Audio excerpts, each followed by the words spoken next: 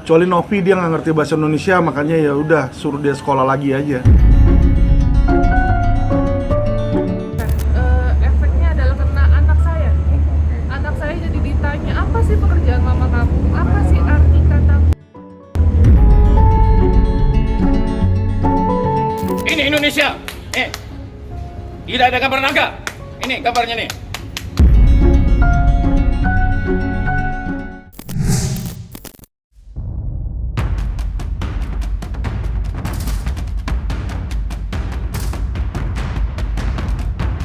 Pengacara Firdaus Oiwobo kembali membuat kejutan yang membuat banyak orang dibuat heran. Bagaimana tidak? Firdaus memutuskan mundur sebagai kuasa hukum Alvin Lim dan akan mencabut laporan terhadap Novi. Keputusan Firdaus tentu saja mengejutkan banyak pihak. Bagaimana tidak? Sebelum memutuskan menyeberang ke kubu Agus Salim, Firdaus berada di baris Novi.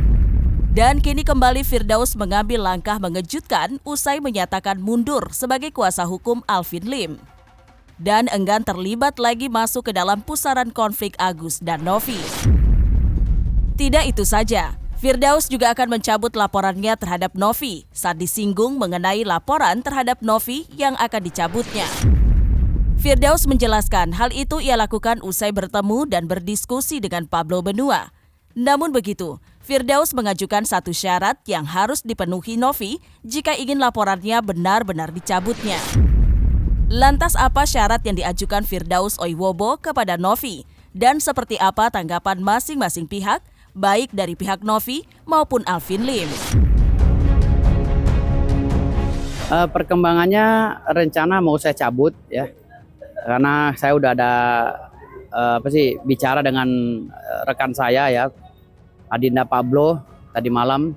Kami sepakat akan mencabut dan Pablo akan memediasi saya dengan Novi dalam waktu dekat itu. Jadi laporan saya dua itu, laporan tentang dugaan pelanggaran undang-undang ITE terkait dengan akun Novi ya, itu akan saya cabut, ancaman hukumnya 4 tahun. Lalu terkait dengan undang-undang ITE yang dilakukan oleh pengacara Novi ya, diduga dilakukan oleh pengacara Novi, Jos dan kawan-kawan, itu ancaman hukumannya 9 tahun dan itu juga akan saya cabut gitu. Karena saya sudah mau keluar dari zona ini, mengingat saya banyak pekerjaan di luar itu. Ya karena saya lihat nih udah nggak relevan lagi ya. Namun saya mencabut ini ada satu syarat, bahwa saya hanya meminta kepada Novi agar, ini kan edukasi ya, saya minta agar Novi itu mendengarkan kata pengacaranya, karena pengacaranya semua ini tidak ada yang membantah bahwa saya itu memang secara lisan dikuasakan oleh Novi gitu loh. Walaupun surat kuasanya dia janji besoknya setelah diberi lisan kepada saya, besoknya mereka bilang surat kuasa tulisan, tapi sampai sekarang kan saya nggak dikasih, alasan-alasan terus. Namun di sini saya ingin sudahi itu karena ini terlalu banyak kerjaan saya juga, sibuk dan mengganggu aktivitas saya yang lain itu. Dan yang kedua, saya sudah sepakat dengan Pablo, jadi saya bertemu dengan Novi, ya, beliau udah mau datang aja bertemu dengan saya udah cukup gitu. Artinya kami nggak ada masalah. Setelah itu ya biarkan Novi dengan pengacaranya yang akan berjuang untuk masalahnya berikutnya gitu. Jadi saya rasa untuk Adindaku Firdaus, ya terima kasih lah. Ayo kita sama-sama kita redahkan pokok permasalahan ini, selesaikan apa yang menjadi tujuan utama daripada Agus ini. Ya, Firdaus sudah menyampaikan juga kalau ada mediasi, tentunya kita harapkan juga kan Pablo dekat dengan Novi ya. Diadakan mediasi antara Firdaus dengan Novi. Kalau ada gayung bersambut, ya sudahlah, saling memaafkan saja. Karena masih banyak tugas-tugas kita yang lain harus kita selesaikan. Intinya supaya kita jangan melupakan tugas pokok daripada apa yang menjadi pokok permasalahan, yaitu mata Agus dengan yayasan yang bersangkutan. Karena akan berdampak kepada fasilitator yaitu Densu, dan juga berdampak kepada para donatur. Ini kan ada simbiosis mutualistis ya, saling berkaitan semuanya. Itu harus diselesaikan. Kalau hanya pihak-pihak seperti kayak gini, sudahlah, anggap aja di pernik-pernik lah. Pernik-pernik yang bisa diselesaikan kok. Kecuali kalau Novi masih keberatan, saya nggak ngerti ya. Tapi saya berharap kepada Novi juga, ya berbesar hatilah. Walaupun sebenarnya sakit. Kadang-kadang kita berbuat baik, kadang-kadang sakit hasilnya. Kalau Alvin Lim bahkan makin meluncing, saya lihat makin memberikan gayanya yang nggak jelas ini. Nah ya dia biarkan dapatkan nanti ganjarannya. Gitu. Tapi kalau seperti tadi Lau dengan Firdaus sudah ada suatu mediasi, sudah ada masa kesepakatan. Mudah-mudahan Fablo bisa memediasi dengan baik, duduk bersama-sama, ketawa bersama-sama lagi, selesai masalah kok. Nggak usah diperpanjang lah. Ya, saya pada saat kesempatan ini juga kepada Dinda saya Firdaus, saya ucapkan terima kasih. Anda orang berpendidikan. Saya tahu Anda itu orang pinter, tapi suka keceplosan. Ya. Dari tata bahasa menerapkan undang-undang pun saya tahu bahwa Anda itu juga mempunyai ilmu. Ya. Cuma supaya dirubah lagi tata cara untuk berhadapan dengan media, menyampaikan suatu pendapat dan gambaran. Nah, dan saya juga berharap pada Firdaus, laksanakan tugasmu sesuai dengan komposisimu. Saya yakin kau akan sukses dengan mengurangi tingkat emosionalmu. Itu aja. Semakin matang kamu akan semakin berhasil. Kalau menurut saya nanti dia kemungkinan akan di-prank lagi. Jadi bahan ketawaan lah. Udah dari sana ke sini, balik lagi ke sana, nanti balik lagi ke sini. Orang kan jadi akan lucu ngelihatnya ya, gitu loh, kayak nggak ada pendirian takutnya. Itu yang saya kasihan sama Bang Firdaus. Itu pilihan dia ya. Kalau saya sih nggak mungkin akan lakukan hal seperti itu, Mas. Ya Firdaus datang ke saya, dia juga mengungkapkan bahwa dia itu kesel ya sama si Novi karena dia merasa di-prank. Dia datang dan saya bilang ya udah Bang, kalau memang Abang kesel sama Novi, kalau memang Abang mau berlawanan sama Novi, ya udah jadi kuasa hukum Agus. Saya bisa terima, saya bilang gitu kan, dan beliau gabung ke saya awalnya di situ kan. Dan video-video juga jelas ya, kalau kita bilang, kalau si Novi bilang dia nggak pernah nawarin, kalau dia nggak pernah nawarin, harusnya dia tolak dong ketika si Firdaus bilang, oh ini saya kuasa hukumnya nih, saya akan membantu Novi. Harusnya dia bilang dong, ini kan ada videonya Mas di sini Mas. Alhamdulillah malam ini saya ya di dalam video ini Novianti. Dia bilang tuh pengacara Novianti. Ini setelah permohonan saya. Ya, dan di sini kalau Abang lihat, kabulkan ya. dia bilang permohonannya dikabulkan tuh. Dia bilang di sini ya. Saya tidak ingin uang Agus dikembalikan. Saya nggak ingin uang Agus dikembalikan. Dan lihat ini Novi di sini. Harusnya kan kalau misalnya bukan kuasa hukum, dia di sebelahnya dia ngomong dong. Gua nggak pernah kasih kuasa ke lu. Doain ya, semoga Nih, kita diberikan kelancaran. doain supaya diberikan. Mudah-mudahan semuanya. Ya kan? Di sini kan malah terlihat seolah-olah dia doain ya kita satu ini. Di sini aja udah kelihatan bagaimana jahatnya orang ini, Mas. Ini lawyer di prank loh. Lawyer ini kita punya profesi loh, ya. Apalagi kayak si Firdaus ini juga dia membantu dengan gratis. Dia bilang dia nggak cas sama sekali, dia nggak bayar sama sekali itu si Novi. Jadi di sini saya melihat jahatnya Novi ini kelihatan di sini.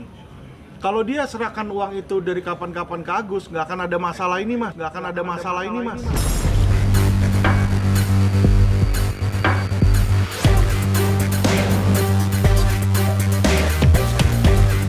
Sementara itu, kuasa hukum Novi Hermanto Nurmansyah kemarin baru saja melaporkan Alvin Lim terkait pencemaran nama baik. Dilaporkannya, Alvin Lim tidak lepas dari tudingan Alvin Lim yang diduga menyinggung dan merendahkan profesi pengacara yang tidak sependapat dengan Alvin Lim. Selain Hermanto, Alvin Lim juga sudah terlebih dahulu dilaporkan Novi. Seperti diketahui, Alvin Lim menuding Novi mempunyai bisnis haram terkait yayasan kemanusiaan yang dikelolanya. Dan yang lebih menyakitkan bagi barisan pendukung Novi, yakni Alvin Lim sempat menuding Novi bekerja sambilan sebagai wanita penghibur lelaki hidung belang. Lantas seperti apa hasil laporan kuasa hukum Novi terhadap Alvin Lim? Pada malam ini memang kami datang ke sini tujuannya untuk melaporkan inisial RDL dan juga inisial AL. Gitu. Atas delik apa? Tentunya teman-teman semua udah tahu bahwa mereka ini telah melakukan pencemaran nama baik yang pertama, selanjutnya merendahkan harkat dan martabat perempuan, terus juga banyak hal, nanti silakan tanya di penyidik. Buktinya tentu dari akun-akun YouTube mereka yang kemudian dijadikan wadah untuk mengekspos pemberitaan sehingga pemberitaan itu tersiar ya. Pasal yang disangkakan Undang-Undang ITE salah satunya dan yang lainnya. Alasannya udah kelewatan, sudah sangat keterlaluan, dan jujur ini sangat merugikan nama baik saya pribadi, apalagi saya kan ketua yayasan gitu. Fitnahannya sangat tidak berdasar seperti itu. Impact yang dirasakan langsung oleh Teteh seperti apa? Impactnya satu yang paling parah, efeknya adalah kena anak saya. Anak saya jadi ditanya, apa sih pekerjaan mama kamu? Apa sih arti kata pelacur? Gitu. Jadi sedih banget dengan tuduhan seperti itu. Apapun alasannya ya, kita ini seorang wanita ya. Bayangkan kalau seandainya anak kita diperlakukan seperti itu, pantas dan layak enggak? Yang kedua, kenapa kok dipersepsikan ke sana? Kan namanya konotasi, saya mohon maaf pada media dan netizen, kata-kata pelacur kan tidak layak. Jadi seolah-olah gitu, apakah? Kalau nggak bisa apakah, ini kan sudah ada indikasi ya, yang membuat jadi bisa dilaporkan dia, itu dipublikasikan. Kemungkinan apa dia jual narkoba, dipublikasikan hal-hal yang belum dia ketahui. Jangan kata ilmu katanya. Apakah? Kok ada bertanya apakah? Kalau mau pengen bertanya, tanya aja langsung sama yang bersangkutan. Kenapa harus melalui media, menggunakan media, mempublikasikan kepada khalayak ramai, sehingga namanya netizen mempunyai persepsi bermacam-macam. Ini apa benar? Sehingga merusak harkat, martabat, dan harga diri seorang Novi. Kan mulutmu adalah harimaumu. Kita jangan suka selalu menyakiti orang lain. Ya. Apalagi sudah menyangkut ke pribadi, harkat, martabat, harga diri yang dia tidak ketahui tapi dia ungkapkan. Dengan alasan dalih apapun. Mau katanya apakah, mau segala macam. Pertanyaan, kok pertanyaannya modelnya seperti itu. Kan itu. Media kan ada juga yang wanita. Sekarang Anda rasakan aja kalau Anda diperlakukan kayak gitu, sakit nggak kira-kira? Ya sangat sakit. Ya. Makanya seorang Novi itu sudah betul-betul sampai dia menjerit, dia merasa terpukul karena anaknya mempertanyakan, apa mama seperti ini? Saya mengaktifkan mode tempur. Itu sebelum pengacara baru ini muncul. Nah, jadi yang saya kagetnya ya ternyata ketika dia mengeluarkan statement, nah saya ditanya sama teman-teman media, ya salah satu teman media mengatakan, Bang Herwanto, Alvin Lim bergabung dengan Farhat, bagaimana komentarnya? Ada gentar nggak? Saya jawab, saya tidak gentar dan tidak akan pernah gentar, itu jawaban saya. Tapi disalahartikan oleh dia, katanya saya dianggap nantang dia. Padahal sudah saya jawab dengan video saya tidak menantang dia, tapi saya menjawab pertanyaan dari teman media. Nah, sekarang lebih lucu lagi, ya, lebih mengherankan lagi, dia menanggapi komentar saya dengan kalimat-kalimat yang sangat tidak pantas, ya. Ini kenapa kok sekarang banyak advokat? Ini advokat semua nih ya, bukannya tukang cendol nih, ya. Bukan kaleng-kaleng. Ini advokat semua, ya. Ada doktor, ya, ada S2. Jadi, kenapa kok sekarang banyak advokat yang hadir? Karena begini, ada kalimatnya, ya. Oh, advokat kondang ini mengatakan seperti ini. Nah, itu menurut dia advokat kondang yang benar, kan kira-kira begitu.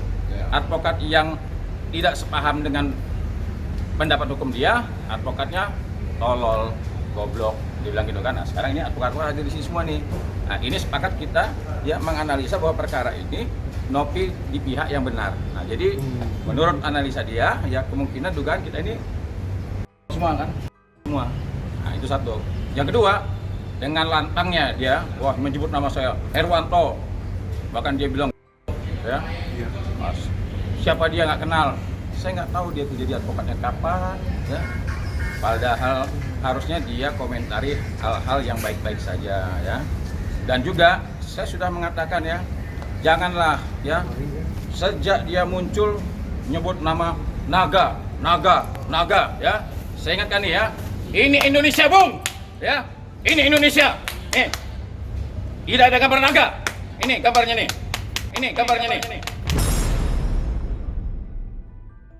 Jadi hari ini saya sudah resmi ya, secara pribadi saya sudah melaporkan.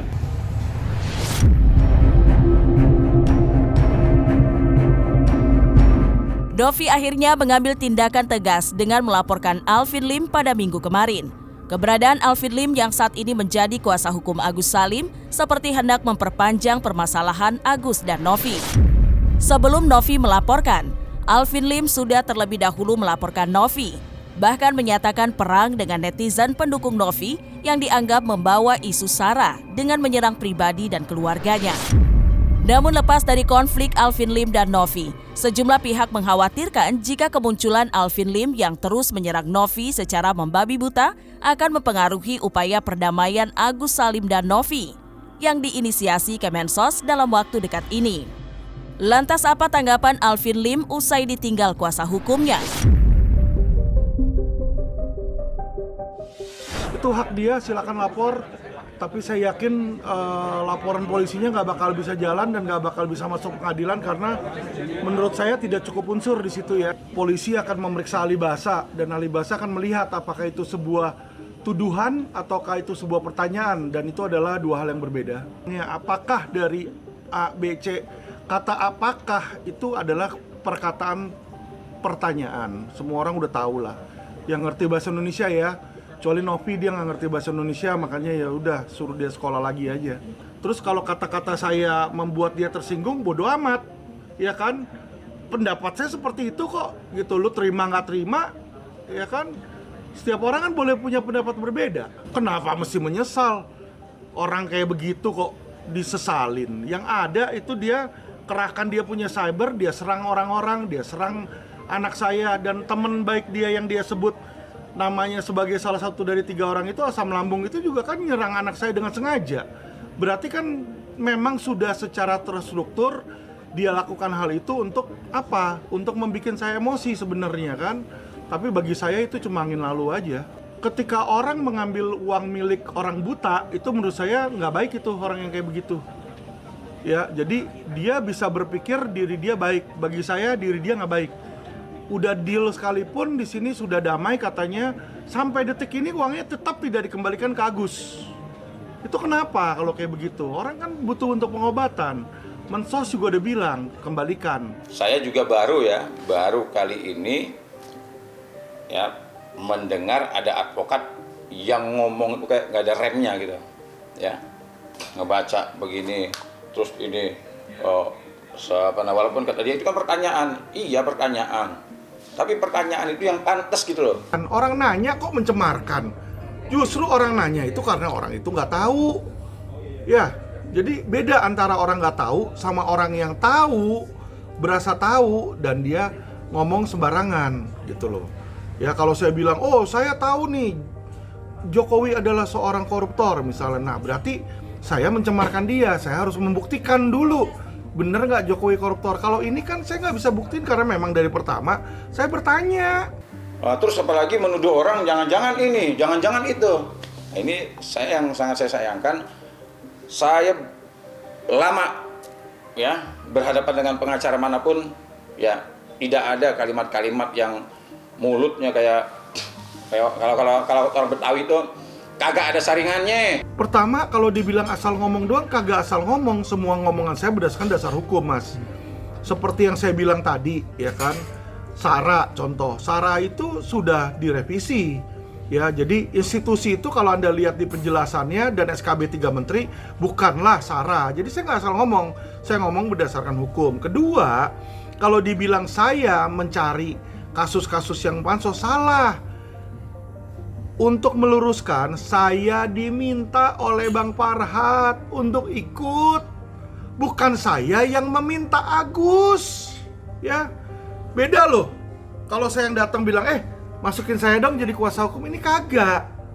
Ini Bang Farhad yang merupakan senior saya, dia bilang, Pak Alvin, bagaimana kalau Bapak ikut bantu saya di dalam kasus ini? Ya, jadi saya diajak, Mas. Bukan sayanya yang mau.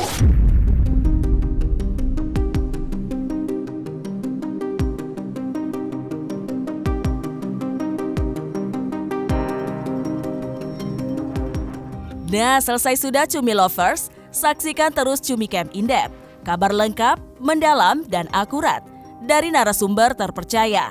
Dan jangan lupa untuk like, subscribe, dan juga share channel YouTube Cumi Cumi.